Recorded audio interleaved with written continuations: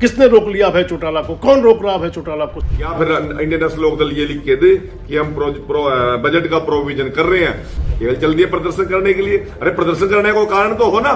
चौटाला ये भी कहते हैं कि ये सम्मान जो भत्ता लगाया गया था जब शुरू की गई, जितने इन्हें 10,000 की लिमिट क्यों रखी थी फिर? बात तो सुनो। अरे भाई सुन मेरी बात। तो भाई कृष्ण बेदी जी हमें सूरों के ही लोन दिलवा दे, हमें सूरों के ही लोन दिलवा दे। और कहा कि हुड्डा साहब के टाइम पर पर्ची खर्ची चलती थी, साथ क्या जोड़ा?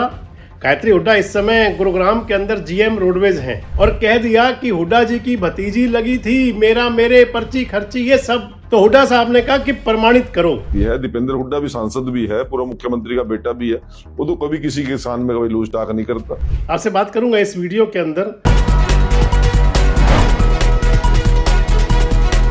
दोस्तों नमस्कार, मैं संजय मग्गू और मौजूद हैं देश रोजाना के डिजिटल मीडिया मंच पर। एक बड़ी पुरानी कहावत रही है कि तोल मोल के बोल, यानी कि जो आप बोल रहे हैं उसको पहले आप अच्छी तरह जांच और परख लें ताकि आपकी हंसाई ना हो। और इसके अलावा कई बार देखें तो सियासतदान, खासकर हुआ तो सब जगह करता है, खासकर सियासतदान अपनी बोली की वजह से, अपनी बातों की वजह से बाद में कहीं ट्रोल होते हैं। उसके बाद में कई बार उनकी पार्टी के नेताओं को भी कहना पड़ जाता है कि देखिए अध्ययन कम था, ज्ञान पूरा नहीं था, कमी रह गई थी। आपसे बात कर रहा हूँ मैं हरियाणा के सामाजिक न्याय मंत्री हैं, हरियाणा सरकार के कैबिनेट वजीर हैं, भारतीय जनता पार्टी के बड़े पुराने नेता हैं, दूसरी बार विधायक हैं, बीजेपी के प्रदेश के महामंत्री भी हैं, मतलब सभी कुछ है। सरकार से लेकर संगठन तक चारों तरफ तूती बोलती है, लेकिन बड़बोले हैं। नाम है कृष्ण बेदी, हरियाणा सरकार के वजीर, आजकल नरवाना के विधायक हैं। आपसे बात करूंगा इस वीडियो के अंदर कि उनका बड़बोलापन कहाँ कहाँ चलता है और आखिर कहाँ कहाँ वो फिर ट्रोल हो जाते हैं, और फिर ऐसा बड़बोलापन आखिर किस काम का? आखिर फैक्ट्स पर बात करते क्यों नहीं? दरअसल हरियाणा विधानसभा का सेशन चल रहा है आजकल, विधानसभा का अधिवेशन है, बजट सत्र है, आज 5वां दिन था। हरियाणा के अंदर 2013 में एचसीएस अधिकारियों की भर्ती हुई थी, हरियाणा सिविल सर्विसेज के अधिकारियों की। उस समय हरियाणा के मुख्यमंत्री भूपेंद्र सिंह हुड्डा हुआ करते थे। अब कृष्ण बेदी कहना चाह रहे थे कि उस समय पर्ची खर्ची चलती थी। पर्ची खर्ची आप नाम सुनते होंगे। मनोहर लाल जब मुख्यमंत्री बने हरियाणा के, पहली बार 2019 के चुनाव मैदान में उतर रहे थे, तो उनका नारा था बिना पर्ची बिना खर्ची की सरकार, और इसको प्रधानमंत्री मोदी तक लगातार कहते रहते हैं। यही बात कृष्ण बेदी साहब विधानसभा के सेशन में लेकर के आ गए और कहा कि हुड्डा साहब के टाइम पर पर्ची खर्ची चलती थी, साथ क्या जोड़ा? जोड़ दिया कि 2013 में जो एचसीएस अधिकारी भर्ती हुई थी, गायत्री हुड्डा, आजकल वो गायत्री हुड्डा अहलावत कह लीजिए उनको। गायत्री हुड्डा इस समय गुरुग्राम के अंदर जीएम रोडवेज हैं, हरियाणा रोडवेज की महाप्रबंधक। सांघी गांव से उनका निकास है, सांघी गांव है उनका, यानी कि कह सकते हैं जो पैतृक गांव उनका। राजेंद्र सिंह हुड्डा जी की बेटी हैं। राजेंद्र सिंह हुड्डा जी स्पोर्ट्स में थे, स्पोर्ट्स एकेडमी में भी रहे हैं, और मेजर रही हैं सेना के अंदर गायत्री हुड्डा। अब हुड्डा हैं तो शायद कृष्ण बेदी जी को लगा होगा कि हुड्डा सारे हुड्डा के रिश्तेदार हैं। कई बार तो ये भी होता था, आज तो उसका नाम एचएसवीपी हो गया, हरियाणा शहरी विकास प्राधिकरण। पहले तो जो हुड्डा डिपार्टमेंट हुआ करता था, हरियाणा अर्बन डेवलपमेंट अथॉरिटी, उसी को कह देते थे हुड्डा। ये भी तो शायद यही अंदाज होगा कृष्ण बेदी साहब का। गायत्री हुड्डा को जोड़ रहे थे भूपेंद्र सिंह हुड्डा जी के साथ, और कह दिया कि हुड्डा जी की भतीजी लगी थी, मेरे पर्ची खर्ची ये सब भाषण विधानसभा के अंदर। हुड्डा साहब अड़ गए, भूपेंद्र सिंह हुड्डा। उन्होंने कहा कि दावा करके बताओ कि मेरी भतीजी है वो। और उसके बाद में हुड्डा साहब ने जब टोका, जब कहा कि आप बताइए, तो फिर कृष्ण बेदी साहब ने क्या कहा विधानसभा में? अखबार की कटिंग दिखाई। अखबार की कटिंग दिखाते हुए कहा कि अखबार में छपा था। कई बार अखबार में तो आजकल जाने क्या क्या छप जाता है। टीवी चैनल में आप जाएं, जो दिखवा लीजिए। अखबार के अंदर तो बिना किसी लड़ाई की सर्जिकल स्ट्राइक हो जाती हैं आजकल, तो पहले पन्ने की खबर बन जाती हैं। अब कृष्ण बेदी साहब ने कहा तो हुड्डा साहब ने कहा कि प्रमाणित करो, लेकिन कृष्ण बेदी जी हैं। एक पुरानी कहावत है, ना जानू ना मानू। ये कई लोगों पर फिट बैठती है, कृष्ण बेदी जी पर भी फिट बैठ रही थी जब उन्होंने कहा कि राजेंद्र हुड्डा बता चुके कि मेरी बेटी हैं और मेरा हुड्डा से कोई संबंध नहीं है, मैं केवल सांगी गांव का निकासी जरूर हूं। भूपेंद्र सिंह हुड्डा कह रहे हैं कि मेरे किसी भाई का नाम राजेंद्र हुड्डा नहीं है, मेरे किसी भतीजे का नाम राजेंद्र हुड्डा नहीं है। और इधर जो HCS अधिकारी लगी थी गायत्री हुड्डा जी, वो भारतीय जनता पार्टी के स्पोक्स पर्सन हैं प्रदीप अहलावत, उनकी धर्मपत्नी है। प्रदीप अहलावत भारतीय जनता पार्टी के नेता हैं, उनका मुख्यमंत्री नायब सिंह सैनी के साथ और हाल ही में बीजेपी के राष्ट्रीय अध्यक्ष नितिन नवीन जी के साथ फोटो वायरल है। भारतीय जनता पार्टी के महामंत्री हैं कृष्ण बेदी जी, लेकिन उनको पता ही नहीं कि प्रदीप अहलावत उनकी पार्टी के आदमी है और उनकी पार्टी के नेता की पत्नी है गायत्री हुड्डा जी, गायत्री हुड्डा अहलावत। अब बात चली तो दूर तक पहुंची। अब कृष्ण बेदी जी तो बेदी साहब हैं, ना जानू ना मानू, कह दिया, अखबार में छपा था, अखबार वाले को देखो, मेरे से बात मत करो, ये कह दिया।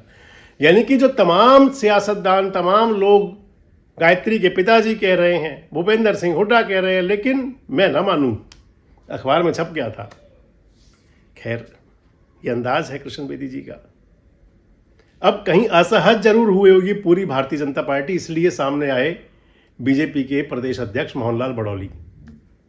बड़ौली जी ने को कहना पड़ा कि कृष्ण बेदी के अध्ययन में कमी रह गई थी, तो ये प्रदेश अध्यक्ष जी ने कहा और मान लीजिए कि अब इस मामले को विराम दिया जाए। अब कृष्ण बेदी जी का पहला मामला नहीं है जिस पर ये ट्रोल हो रहे हो। आपको ध्यान होगा अभय सिंह चौटाला को किस कदर घेर रहे थे, किस तरीके से, पूरे लाल पीले गुस्से में, तेवर उनके एकदम से पूरे गुस्से में आ जाते थे। किसने रोक लिया अभय चौटाला को, कौन रोक रहा अभय चौटाला को? सुनिए इस अंदाज को, देखिए आप। या फिर इंडियन नेशनल लोकदल ये लिख के दे कि हम बजट का प्रोविजन कर रहे हैं, जितने भी 48 साल के 45 साल के जो ओल्ड एज पेंशन लेना चाहे दे दो, पैसे का जुगाड़ मैं कर दूंगा। ये चल दिया प्रदर्शन करने के लिए। अरे प्रदर्शन करने का कारण तो हो ना। मंत्री जी, अभय चौटाला ये भी कहते हैं कि ये सम्मान जो भत्ता लगाया गया था जब शुरू की गई, इन्हें 10,000 की लिमिट क्यों रखी थी फिर? बात तो सुनो। अरे भाई सुन मेरी बात। उन्होंने कहा कि मंत्री, MLA, राज्यसभा वो कई की पेंशन ले रहे हैं, तो क्या साहब जा तो पेंशन नहीं का डब्बर ले रहे, पहले कटवाओ पेंशन अपनी हो, शुरुआत करो ना शुरुआत। क्यों ले रहे हैं ये? सबसे ज्यादा पेंशन किसका परिवार ले रहा है? पहले अपने घर से शुरुआत करें। मैं ये बात कह रहा हूं, जब इंडियन नेशनल लोकदल की गवर्नमेंट थी तब भी 10,000 रुपए से ऊपर, 10,000 से ऊपर फैमिली इनकम जिनकी थी उनको पेंशन नहीं दे रहे थे ये लोग। आज कह रहे हैं कि हमने तो पेंशन दे दी। आपने मैं दोबारा फिर कह रहा हूं कि इनके टाइम में 10,000 रुपए वार्षिक आमदन पे पेंशन मिलती थी, जब पेंशन 100 रुपए थी। जब भजनलाल जी की गवर्नमेंट आई 91 में, तब भी 10,000 रुपए पेंशन थी, लिमिट थी। फिर हुड्डा की सरकार आई, लोकदल बीच में रह के चली गई, तब भी 10,000 रुपए की लिमिट थी। फिर हुड्डा जी की सरकार 2011-12 में उन्होंने 9-10 में लोकसभा विधानसभा चुनाव से पहले 50,000 की लिमिट करी।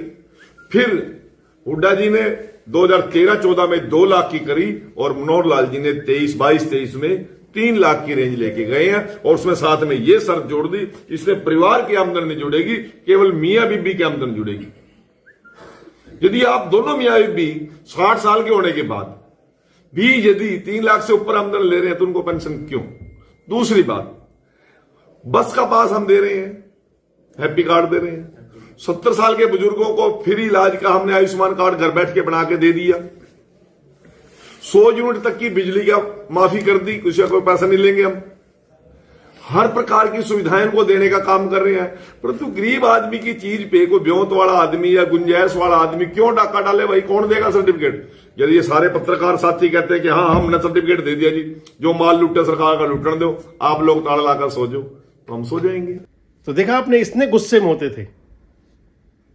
अभय सिंह चौटाला ने तो जवाब नहीं दिया था, लेकिन सामने आए थे उन्हीं के समाज के एक युवा, वो सक्रिय रहते हैं सोशल मीडिया पर भी, और उन्होंने कृष्ण बेदी को किस अंदाज में जवाब दिया था, आप देख लीजिए इसे।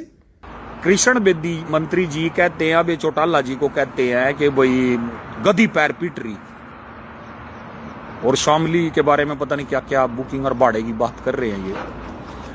तो मैं ये कहना चाहता हूं कि मेरे समाज को तो सूरों को भी लोन नहीं मिल रहा, कम से कम अब और जो है कि उन्होंने किसानों के लोन तो माफ किया, हमें तो लोन ही नहीं मिलते। तो भाई कृष्ण बेदी जी, हमें सूरों के ही लोन दिलवा दे। आपके पास जो मंत्रालय है, आप उनकी योजनाएं बताओ एससीबीसी कोटा को कि भी मैं आपके लिए ये काम कर सकता हूं। क्यों गुलामी कर रहे हो? पहले खट्टर साहब की आपने पिंडियां दबाई, पूरी बढ़िया मालिश करी, उनकी रगड़े मारे, टिकट मिल गई आपको। अब आप कह रहे थे कि भाई जो सैनी साहब हैं वो अंबेडकर जी का रूप है, स्वरूप है उनका। बट ठीक है, अब उनका रगड़ा कर मसाज दे सैनी साहब को, तेरी तो टिकट पक्की होगी, मंत्री भी बन गया। तो मैं कृष्ण बेदी जी ये कहना चाहता हूं, हमारे सूर भूखे पड़े, हमें सूरों का लोन नहीं मिल रहा, पता नहीं सूरों का राशन भी हम कैसे पगारे, हमारे पास तो सूरों का राशन भी नहीं पूरा हो रहा। तो आपसे हाथ जोड़कर नम्र निवेदन है बेदी साहब, चौटाला साहब के तो, अबे चौटाला जी के तो घोड़े बादाम चने पता नहीं क्या क्या खा रहे हैं, उनके तो ऑस्ट्रेलिया में भी फार्म है, यहाँ भी वो तो कई हजार करोड़ के मालिक हैं। मेरा समाज गरीब है, इस समाज का कुछ उद्धार कर दो। आप समाज कल्याण मंत्री हो, लोगों आपके हाथ में बहुत कुछ है, आप DQ ग्रांट दे दो। मुझे ये पता है अगर आपसे RTI लगा के DQ ग्रांट का हिसाब मांगा जाए तो वो भी नहीं बताओगे। और मैंने आपसे DQ ग्रांट का हिसाब मांगा भी था RTI में, वो DQ ग्रांट का नहीं हिसाब दिया आपने मुझे। आप बात करते हो वहां से, आप वाल्मीकि समाज का SC/BC कोटा का भला करने की बात करो, अब की चिंता मत करो। उसके पास घोड़े आगे नहीं, हमारे खुद के सूर भूखे पड़े, हमारे सूरों को तो राशन पुग नहीं रहे हमारे पास। मेरा कहने का मतलब ये है, हमारा समाज बहुत दयनीय स्थिति में है, उसके उद्धार की बात करो, अच्छे से DSC को लागू करवाओ ताकि लोगों को रोजगार मिल सके। आप रोजगार पे बात करो, और जिनकी पेंशन कटने की उनकी कट, और जिनको बेचारों को पेंशन चाहिए उनको पेंशन दिलवाओ। तो अब एक मारवाड़ी घोड़ों की चिंता छोड़ दो। तो जवाब मिला कृष्ण बेदी जी को कि आप अभय चौटाला को छोड़िए, इनको छोड़िए, उनको भूलिए। आप अपने समाज के युवाओं को देख लीजिए, बड़ी परेशानी में है। आप तो सत्ता में हो, आप तो राज में हो, 2 बार से सत्ता आपको मिल गई, लेकिन आपके समाज के जो लोग हैं उनको छोटी छोटी जो ब्याज पर बैंकों से लोन मिल जाता है उस तक से महरूम है। अपना जो उनका पुश्तैनी धंधा है उसको तक नहीं कर पा रहे। ये जवाब मिला कृष्ण बेदी जी को। इसके अलावा देखिए तो अगर आप पिछले दिनों उन्होंने दुष्यंत चौटाला और दिग्विजय चौटाला को नसीहत दी थी और कहा था कि आपसे तो अच्छे दीपेंद्र हुड्डा हैं। राजनीतिक विचारों की लड़ाई हो सकती है। दीपेंद्र हुड्डा भी सांसद भी है, पूर्व मुख्यमंत्री का बेटा भी है, वो तो कभी किसी के किसान में कभी लूज टाक नहीं करता। 10 बारी दुख सुख में ब्याह शादी मिलने का मौका मिला दीपेंद्र को, वो अपने से बड़ों को अंकल जी कह के बोलते हैं। ऐसे लोगों से कुछ सीखो ना, यदि राजनीति में आगे बढ़ना है। गला फाड़ के किसी को भी अपमानित कर दोगे आप, तो आप लोगों को लाइसेंस मिल गया क्या? अर्जुन से 2.5-3 हजार आदमी इकट्ठे करे हैं ना जुलाने में। इसे तो हमारे नायब सिंह सैनी जिस रोड से वैसे निकलते बिना प्रोग्राम के, सड़कों पे वैसे ही महिलाएं बहनें बेटियां आ जाती हैं आशीर्वाद देने के लिए। हमारे किसान और मजदूर आ जाते हैं, हमारे मुख्यमंत्री को देखने के लिए आ जाते हैं, जिसको ये कह रहे हैं कि हमारी रैली से बौखला गए, डर गए। इस प्रकार की सीमाओं के बाहर रह के जब ये बात करते हैं तो इस प्रकार के लोगों को परिणाम भी भुगतने पड़ते हैं। वैसे एक बात है, लड़ाई कितनी भी हो, हुड्डा साहब बीजेपी को राज तो आते हैं।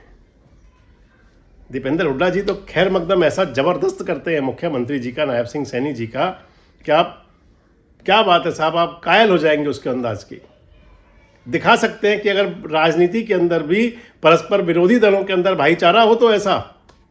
लेकिन बात कृष्ण बेदी जी की कर रहा हूं आपसे मैं, और बात बात पर ट्रोल होने वाले कृष्ण बेदी, हर बात पर लाल पीला होने वाले बेदी साहब, अब फिर उन्होंने बिना किसी पड़ताल के अपनी पार्टी के नेता की पत्नी को ट्रोल कर दिया।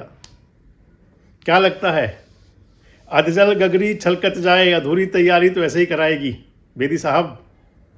कमेंट बॉक्स में आप बताएं आपको कैसा लगता है। जुड़े रहें हमारे साथ, देखते रहें देश रोजाना। हमारे साथ जुड़े रहने के लिए सब्सक्राइब करें देश रोजाना के YouTube चैनल को, और नई वीडियो की नोटिफिकेशन पाने के लिए बेल आइकन जरूर दबाएं। अगर आप ये वीडियो Facebook या Instagram पर देख रहे हैं तो पेज को लाइक और फॉलो जरूर करें, और ज्यादा से ज्यादा शेयर करें।